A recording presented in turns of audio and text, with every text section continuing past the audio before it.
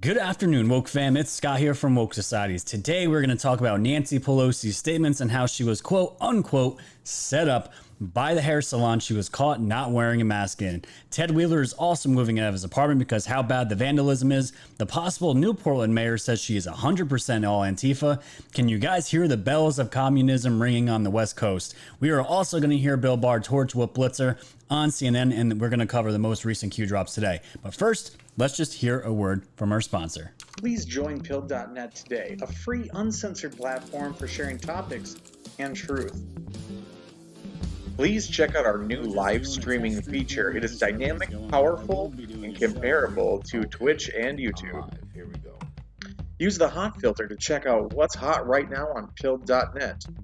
Alternatively, you can use the images and videos filter to check out just straight media. At Pill.net, you can use hashtags to categorize your topics, such as hashtag Kids Lives Matter, which is a movement anyone can support. Use our commenting system to let others know your thoughts and opinions on their posts. With our topic creation tool, you can dynamically create topics with as many links or media as you'd like, and then embed them directly into your post. Or you can go live and tell the world exactly what you want to tell them, without the fear of being censored or banned. Join the fight for your freedom of speech today at Pill.net.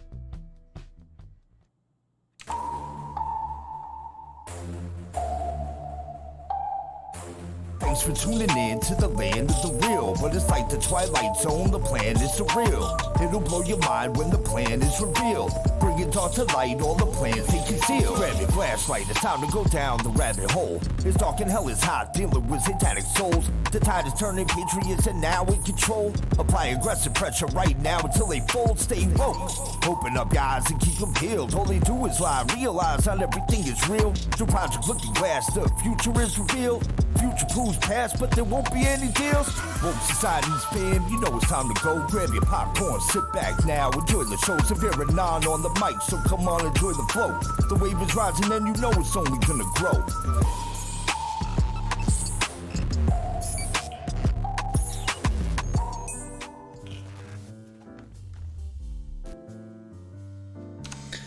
All right, ladies and gentlemen, thanks for joining me today on the Woke Societies podcast / YouTube channel. My name's Scott, the creator of the channel, and we're going to be covering lots of news today, as we always do. But yeah, we're going to be talking about Nancy Pelosi to start off the episode, because the whole entire point of this episode is to show everybody, if they haven't realized by now, this entire pandemic has been nothing but about power and class. And that was, how could it be not better to be displayed than this video of Nancy Pelosi getting caught on video? But we're going to cover so much more today. We have a lot to talk about, as we always do. So thank you guys for joining, and check out my sponsor, Pill.net, and make a free account. That would be fantastic. They've been blowing up and we're getting more and more people over there. We are carving a path to a censorship-free platform, and it's going absolutely great. So right off on top of the episode, let's start off hot and heavy. Nancy Pelosi finally crawled out of whatever hole she came out of and responded to this video that everyone saw a couple days ago of her coming out in the salon, which is supposed to be already closed, by the way. She was walking around the salon with no mask, and there was absolute outrage. Not anybody on the left side, of course, because she's one of their own, but outrage from everyone that isn't a full-blown liberal and just a normal human being, that their lives have been put on hold, seeing the upper class, as usual, not following the rules, while the peasants, people like me and you, still living under a lockdown situation. But, you know, the people that have the power, that have the money, they can do whatever the hell they want. So instead of taking responsibility for all this, you know what she does? She blames the spa place, wherever she got her hair did, her blowout, as they're calling it. She blames them and says it was, the entire thing was a setup. And if you think I'm lying, I'm not. She came out and spoke about this publicly just yesterday. Let's hear it right from her right now. Here we go.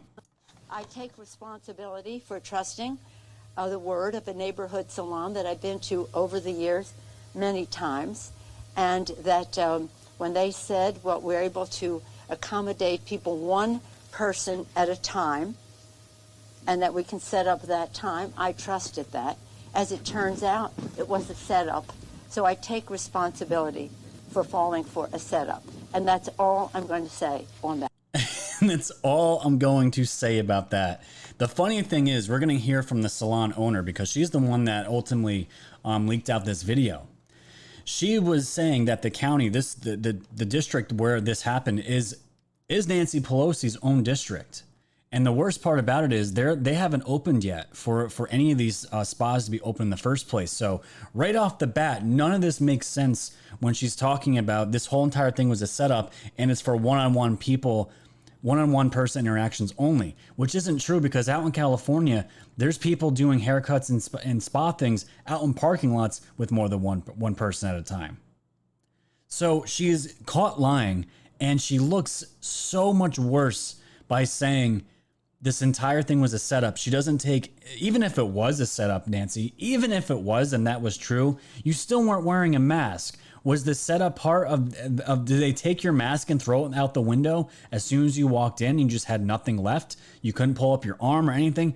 It's all a lie and it makes no sense. But I found a better video of what she should have came out and looked like and to explain all this, because it would have made me feel a lot better. I'm sure it would have made the country feel a lot better if she actually came out in true form, which is this right here. Take a watch. He just would not accept the science that says you must test, trace, treat, you must wear your mask, you must have sanitation, you must have social distancing. What bigger sign of disdain and defiance of science could the president have had but to have all those people gathered on the White House lawn, sitting next to each other, no social distancing, rarely anyone with a mask, than to say, as a very bad example to the country, it's okay to do this. Mm-hmm. He just would not accept.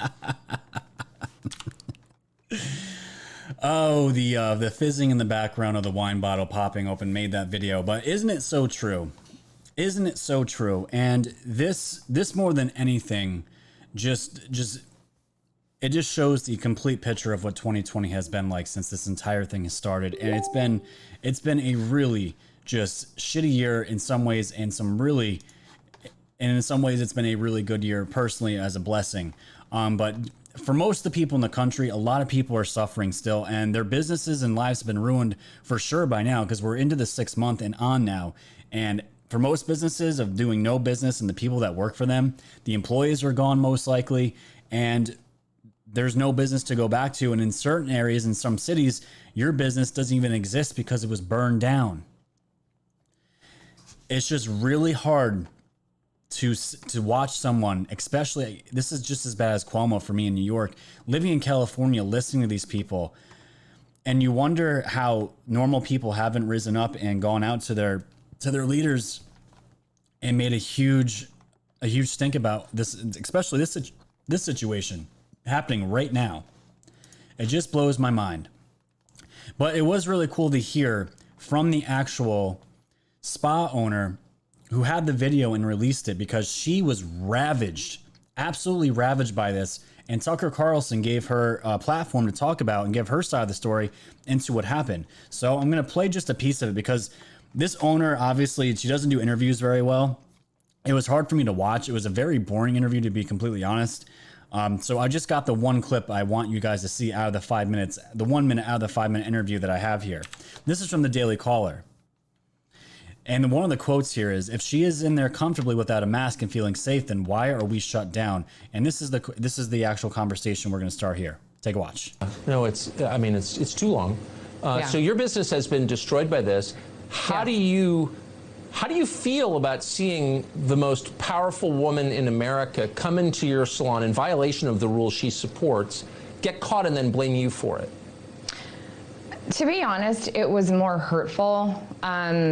She's been coming in for quite a while, and just to see her come in, and especially not wearing the mask, that's what really got to me. But yes. You know, this isn't even political. I mean, she's been coming in there. It's the fact that she actually came in and didn't have a mask on. And I just thought about, you know, my staff and people not being able to work and make money and provide for their families. And if she's in there comfortably, without a mask and feeling safe, then why are we shut down? Why am I not able to have clients come in? So it's been hard. You're not making a political point. You're making a human point rooted in common sense. And what do you think? I don't know what the answer is. What do you think the answer is? Why can't, if Nancy Pelosi feels comfortable using your salon, why can't civilians use it? And she doesn't really give a great answer. She gives a vanilla answer. She pretty much just says, I don't know. We all know the answer. And the thing about this interview was you could tell she wasn't very political. She wasn't railing about how much she loves Trump or anything like that. This was just it seemed like a normal human being, a normal business owner saying, hey, I run a business. I have employees. My own employees' lives have been ruined. My business is going to probably be ruined. It's definitely ruined now because she goes on to talk about the Yelp reviews. She's received death threats from people that she's never talked to. She hasn't had any problems until this happened. And all of a sudden, the mob out there wants to cancel her business. And she goes on to say, yeah, I'm pretty much done out here. And she's been out there for years, apparently, serving her community, providing jobs and giving services to the community, obviously.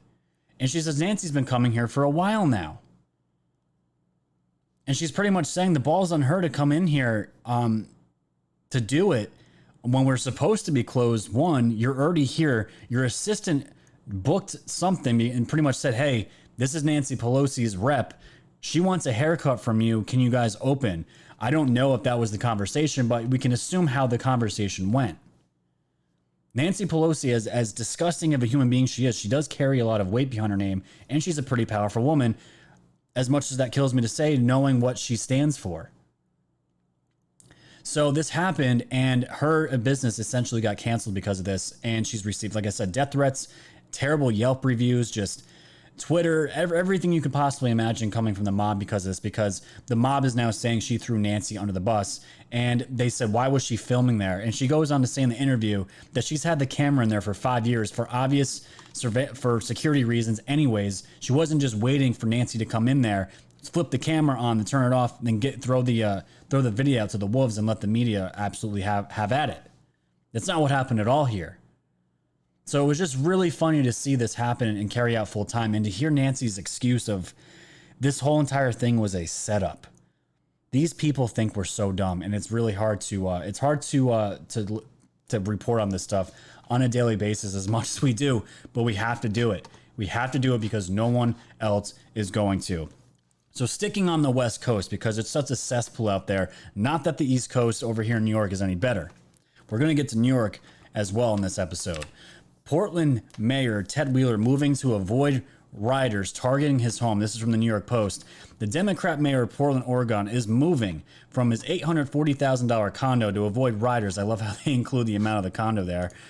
To avoid rioters who have repeatedly targeted the building, according to a report, Ted Wheeler wrote to neighbors in his building to say it would be best for me and for everyone else's safety and peace for him to move from the building that rioters tried to torch on his 58th birthday. What a great birthday, Ted. You absolutely deserved it. I want to express my sincere apologies for the damage to her home and the fear that you are experiencing due to my position. Wheeler reportedly wrote, according to a screenshot of his email. And I think I have the email right here. Yes, this was it. And he just goes on to say, I want to express my sincere apologies. This is from Andy No. The police are taking your safety concerns seriously. I love how he talks about the police are taking your safety concerns seriously. The same police, Ted, that you want to get rid of, or at least defund. On Thursday at 5 p.m., I'll be meeting with residents, staff, and police to come up with, to address their concerns. And, you know, it's just a really, really sad, pathetic look for Ted anyways, especially with the letter that he wrote to Trump talking about that he didn't want any of his assistance. And then the rioters showed up at his condo, and now everything's his tune's completely changing to all of this now. And it's just really, really sad to see. But the really alarming thing that I want to point out to you guys today is the possible successor to Ted Wheeler and her statements that she had come out and said as of yesterday. And this is from the danbongino.com blog here, talking about this. Woman who may be Portland's next mayor says, I am Antifa. Literally saying, I am Antifa. And this is really important as far as a spiritual aspect. And I'm going to get into, this was a side note, I was not planning on talking about this at all, but when you say the words, I am, this is something that I use when I meditate and pray a lot. your words are so important and so powerful. When you say something like I am, you're embracing whatever that next word is, you're embracing that. That is what it is. And you're manifesting that. You are literally speaking those words into existence. It's why prayer is so powerful. But so when I read this article, she says, I am Antifa. She is saying, she is embracing what Antifa is, and it's full out communism. And this is what she looks like. She looks like the mother of all these soy boys. Don't they all just look alike? It's so creepy. But Portland's current mayor, Ted Wheeler, has done next to nothing as rioters have ravaged his city. He's even publicly declared that he's projected federal assistance, which we did see. Despite this, Wheeler faces daily calls to resign from the very rioters he appears to support. Wheeler could very well lose his position as mayor in the election this year, and his replacement could actually be worse. This is from the Daily Caller. Left-wing activist Sarah Inanarone will face incumbent Democratic Mayor Ted Wheeler in a runoff election on November 3rd after neither candidate received a majority of votes in the first round of voting.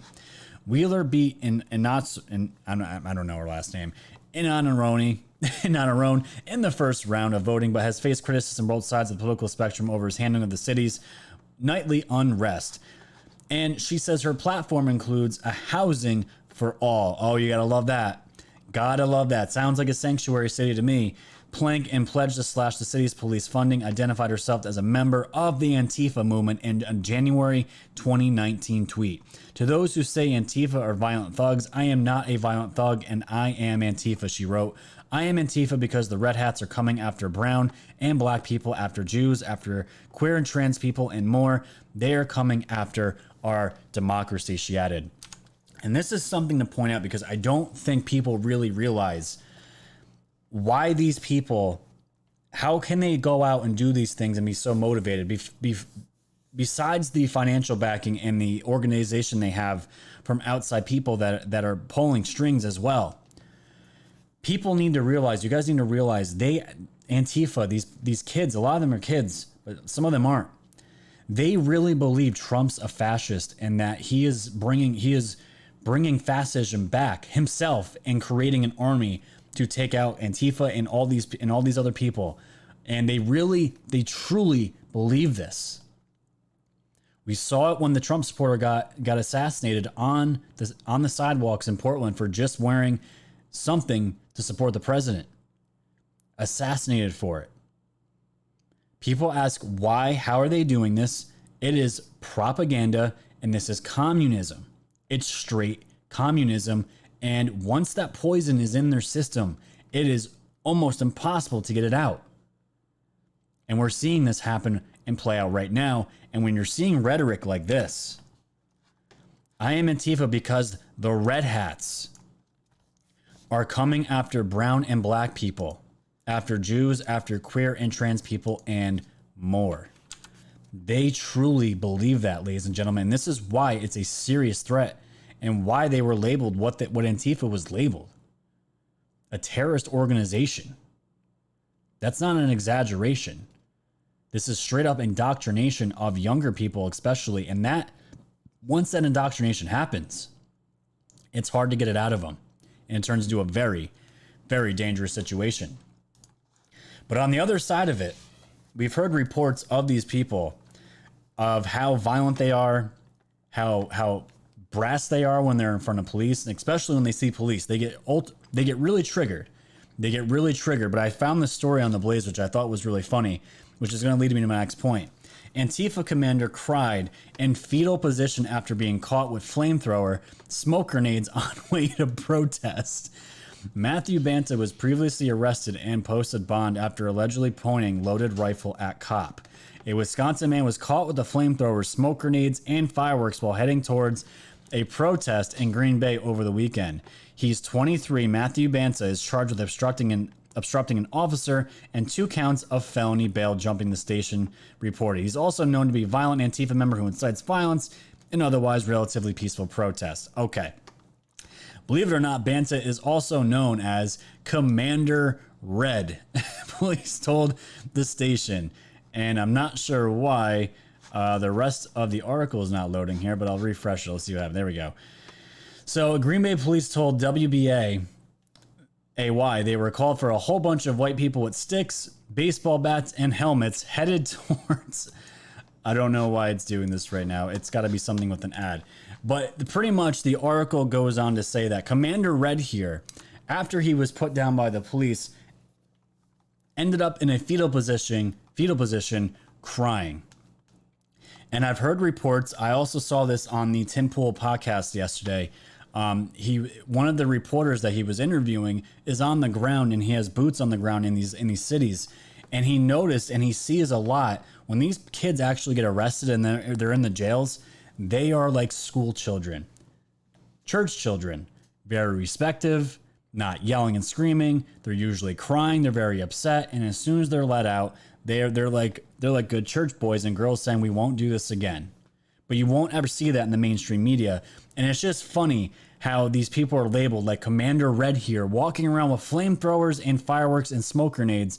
But as soon as the police get hands on him, he ends up in a fetal position, crying to whoever, crying to his soy gods. I don't really know, but it's just funny to see this, because the way they're painted in the media, they're definitely dangerous, but you never see the other side of it once they actually go inside the jails, which is just really funny.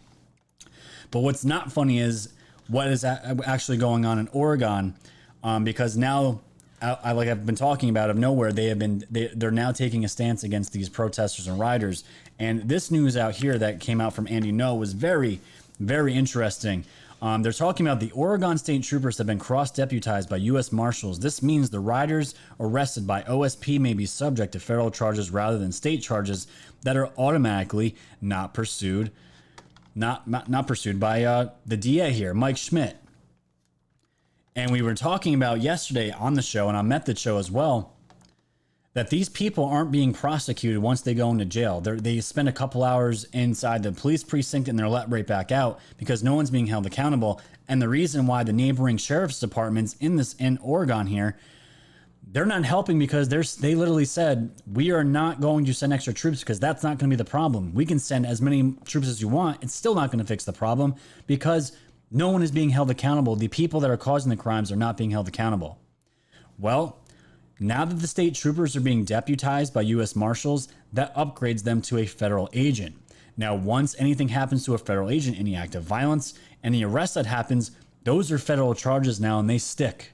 And they have to be prosecuted. They're not going to be able to escape by a state DA like this Mike Schmidt here, who I don't know much about, but would it really surprise you if you find out that he's not really letting anyone charge anybody for any of these crimes? And the only way this is going to get changed, and the only way this stuff is going to come to light, is if there is investigations done about this, and I'm sure they're coming, or if not, they already started. But things are ramping up now, and it's great to see that Portland's may actually be doing something to actually stop these riots from continuing, and we'll have to see what happens. So I want to shift gears here to the Bill Barr interview that happened on CNN yesterday at 5 o'clock Eastern. He was on with Wolf Blitzer, and there's just one excerpt here I want to show you guys. It's 2 minutes long, but it's totally worth it. And he's talking about the mail-in ballots. And again, hearing Bill Barr actually speak his mind and talk about this, hearing his knowledge and his attitude and the way his bravado, he has this swag about him. This logical swag about him. I don't know how else to describe it. And you most of you already know this already, but I'm going to play the clip here where he's talking about mail-in ballots here with Wolf Blitzer here. And he absolutely destroys them. And I absolutely loved it. And this is why I tweeted it out and why we're talking about it right now. So we're going to watch this. Here we go. And this is what he said. So let them send it in, the email, the voting by mail, and let them go vote the ballot. Let them send in the ballot, and then let them go vote. And if the system is as good as they say it is, then obviously they won't be able to vote. It sounds like he's encouraging people to break the law and try to vote twice. Well, I don't know exactly what he was saying, but it seems to me what he's saying is he's trying to make the point that the ability to monitor this system is not good. And if it was so good, if you tried to vote a second time, you would be caught if you voted in person. That would be illegal if they did that. If somebody mailed in a ballot and then actually showed up to vote in person, that would be illegal. I don't know what the law in the particular state says. You can't vote twice. Well, I don't know what the law in the particular state says and when that vote becomes final. Is there any state that says you can vote twice? Well, there's some, maybe that you can change your vote up to a particular time. I don't know what the law is, so I'm not going to offer. He was saying test the system. If you know what he's saying, why are you asking me what he's saying? He doesn't believe in the mail-in voting. You're the Attorney General of the United States. Why does you?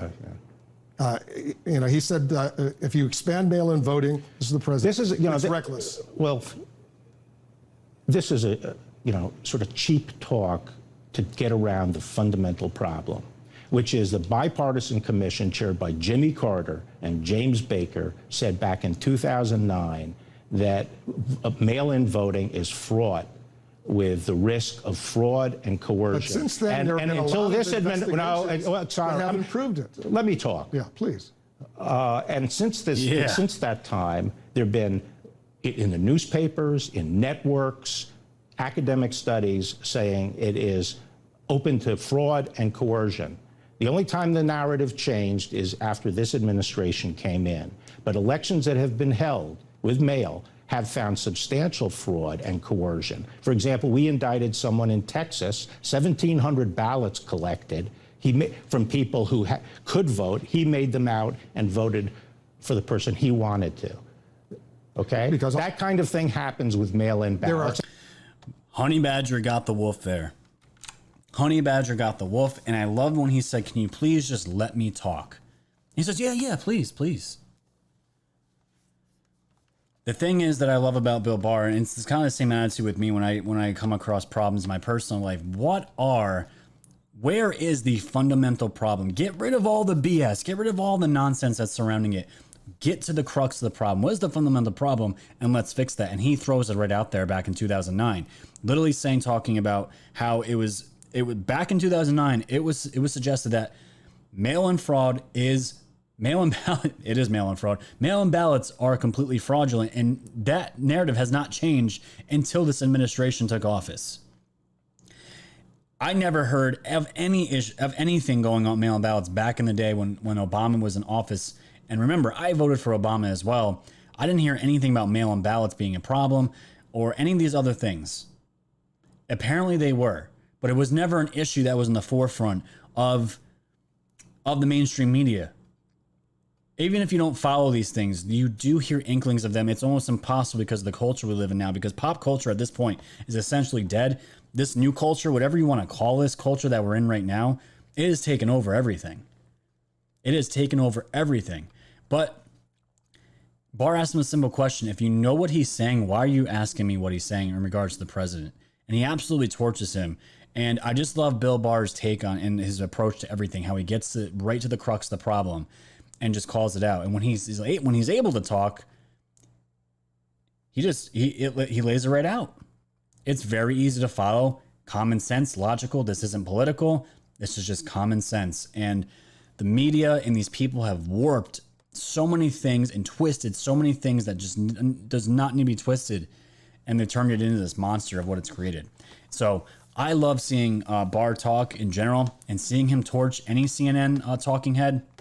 Gotta love it. Got to love it. But another governor here that we're going to talk about right here, my own governor out here in New York. He has been in the spotlight, and for good reason. And he said something yesterday that, kind of blew me away.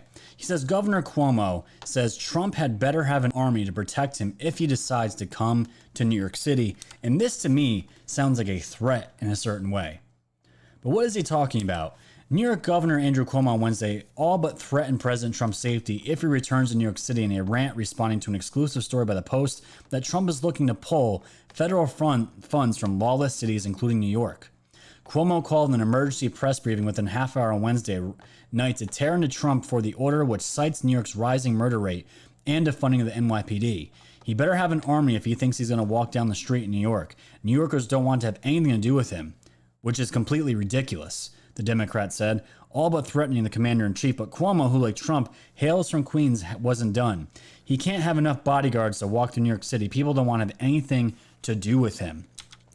And this is news from Trump. If you guys didn't hear this, Trump is he's not going to be funding All these Democratic cities are asking for funding right now to repair the destruction that has happened. And Trump is making it so they can't. And some people have a problem with it. I have no issue with it. Why would you want to spend your life with you and your family living under rule of people like Cuomo and any of these in Portland? They don't care about you. They don't care about your business. Why would you want them to fund them when they allowed it to happen? And this is what Cuomo's talking about. He can't have enough bodyguards to walk through New York City. People don't want to have anything to do with them. That's funny, Cuomo, because there's no one left in your city that would give a shit. Because they all moved out. They're all up here where I live. They're all buying the real estate up here because no one wants to live in the city anymore. It's a cesspool. A complete cesspool. And Trump had a response to it today. New York Governor Cuomo should get his puppet New York prosecutors who have been illegally after me and my family for years to investigate his incompetent handling of the China virus and all of the deaths caused by this incompetence. It is at minimum of nursing home scandal, 11,000 dead. And that number, we're still waiting to hear that number, but the worst part about this is this other New York Post article is talking about Cuomo pretty much stonewalling and hiding the information about the nursing home deaths. And this came out yesterday, and the government, AG Barr, is going after him and putting pressure on Cuomo to get these documents. A government watchdog group is accusing Cuomo's administration of sitting on data that would provide the full death tally of nursing home residents from the coronavirus. The Empire Center for the Public City accuses the state health department of stalling on compliance with the Freedom of Information Law request seeking this information. Currently, New York's tally of nursing home fatalities only counts those residents who died or presumed to have died from COVID-19 inside those facilities. In response to a letter sent to him on Monday, the department said it cannot yet fulfill that request because a diligent search for the relevant documents is still being conducted, which means we don't know what happened to the documents. These really super important documents with all the numbers, that were tallying the death of human beings. We can't find it, but we're diligently searching. It's coming. It's coming. Cuomo has been around. He's been the governor of this city of New York for a very long time. If he survives this, there's no hope. There's no hope from New York. I don't know how he's going to get out from under this once the news comes to light, because it's going to be very bad. And if you thought New York City was what it was, this video might change your mind. Take a watch. This was in New York City. I don't know which part of the city it was, but either way, it looks like a complete shithole.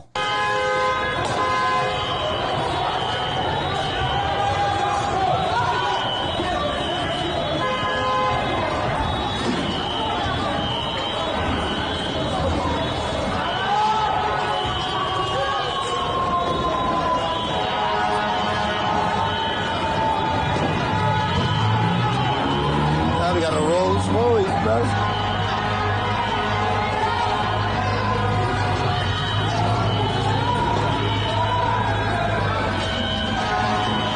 Yo, the kids on Rolls Royce.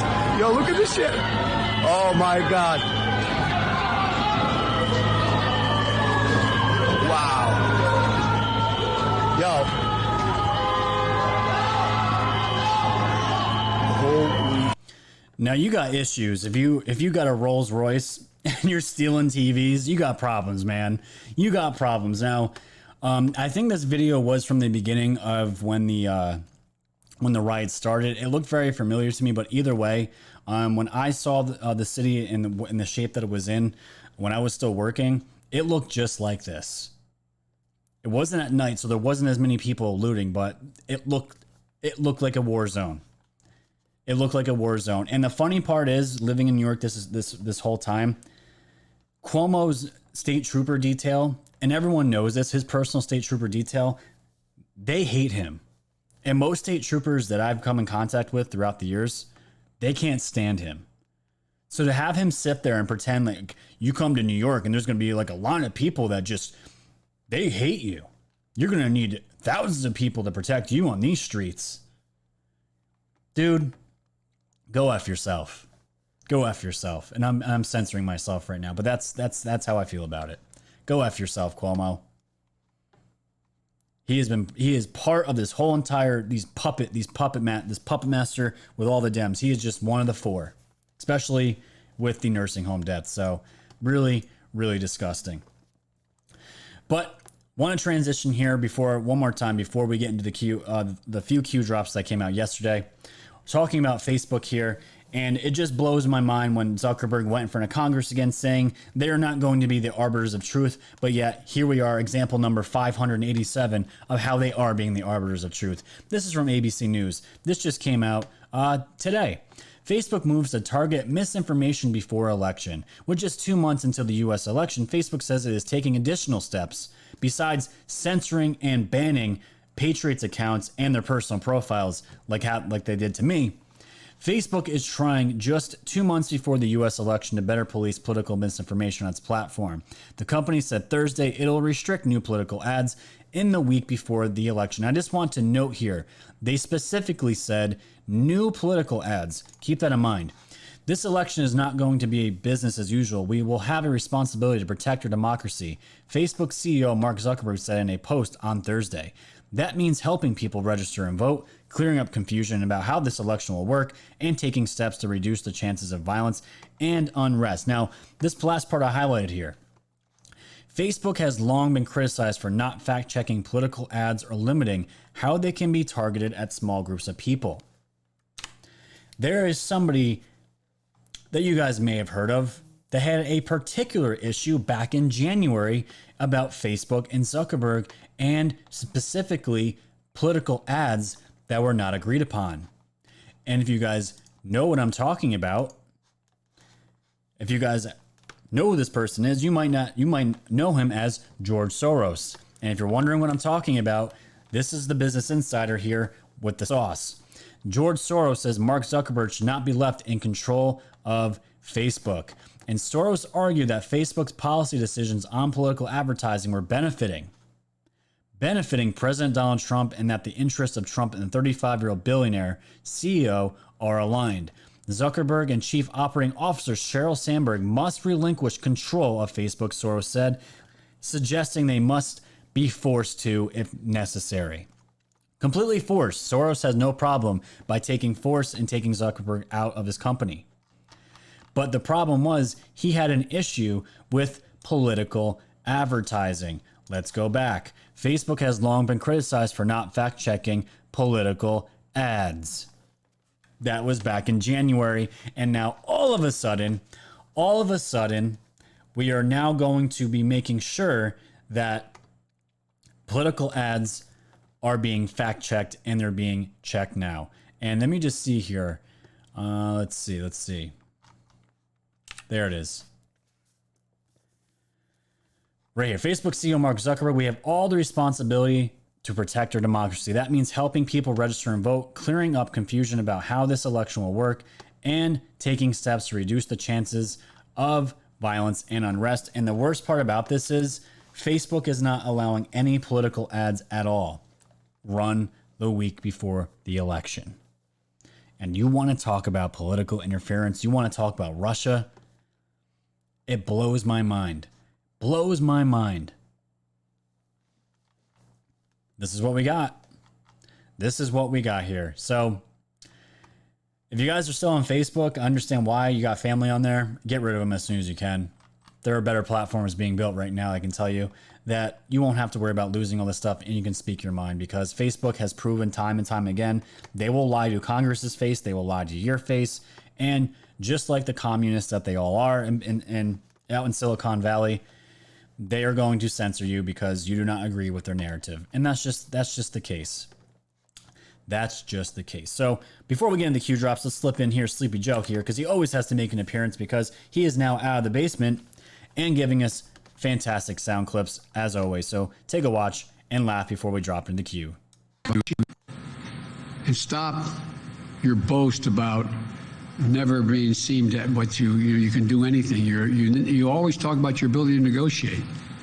Negotiate a deal. A deal for somebody other than yourself.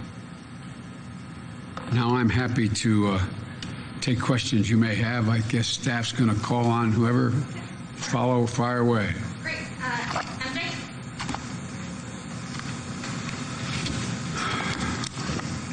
That last sigh, he just sounds like a tired, confused old man. And it's really hard to see, but can't wait for November 3rd. Can you guys? I can't. Let's drop into Q here, shall we? So where I want to start off here, we were not expecting Q to be dropping like this because they haven't, they've been dropping like once in a while, but they went on a little spree yesterday. 4629 talking about example of corrupt and controlled mainstream media outlet. This is a screenshot from the USA Today. And we can see here right on the front page how QAnon is radicalizing Americans. And Q says corrupt, controlled enemies of the Republic. And it's just funny when I read things like that, because I lived through the times of, 9/11, the weapons of mass destruction, and these words radicalizing and, the terrorists over in the Middle East, the Taliban. Words like radicalizing were always associated with these terrorist groups. And now they're talking about QAnon and mentioning them in the same breath. But it's funny. And you guys can ask this question of yourselves too. Have you ever gone out and recruited QAnon followers? Because I haven't. I've never gone out, set up a table, and put a sign-up sheet, ask for your personal information to personally radicalize people into this supposed cult that we all believe in, which is a complete joke. But you just gotta look at the wording they use, and it's so pathetic and desperate. Q is just pointing this out. Enemies of the Republic, and that's exactly what we're defending here. Very straightforward post. Now, the rest of them here, for the most part, 4630, 4631. The title is How Blackmail is Used to Control Washington, D.C. Part 1.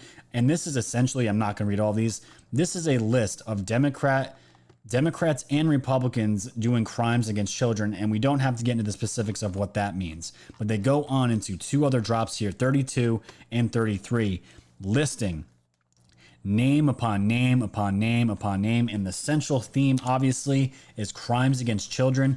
And somebody on Twitter was I saw this floating around, this list, because when we were thinking, like, did Q really go through this list and research this out? We found the list here from USA Really, and it's a list of all politicians charged or convicted of sex crimes against minors.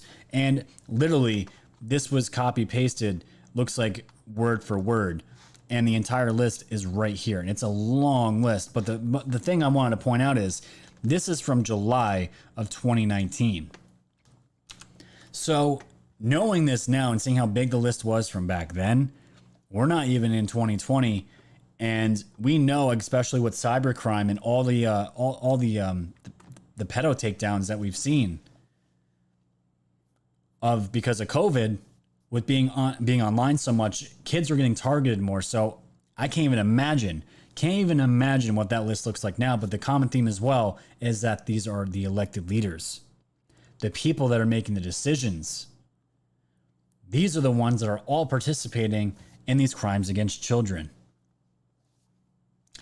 Common theme here, but we're all the conspiracy theorists out here.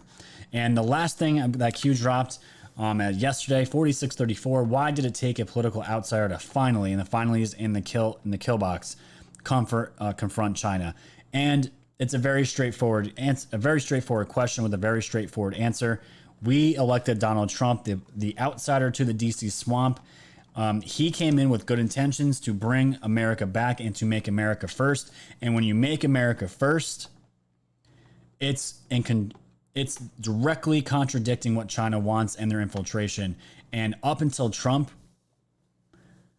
we were just bowing down to China and bowing down to every other country, bleeding ourselves out, and letting the communists infiltrate our country.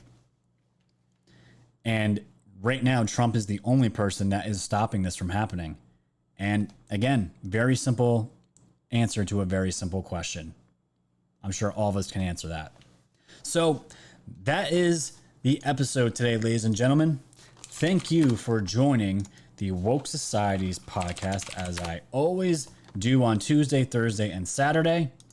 I'm just pulling up here my stuff.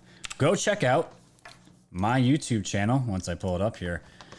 Got my sponsor up, but I didn't have my own stuff up. Go to Woke Societies, like, share, subscribe. Tell everyone in your family we are the news now. Go to my Patreon here, where you can become a patron for my diehard fans. And of course, when you guys go to my store, all my merchandise is in there. And when you go to here by sort by from new to old products, I have all of the new products here and they absolutely look amazing. The Where We Go One hoodie, t-shirt, v-neck, and hooded tee, all looking fine as hell.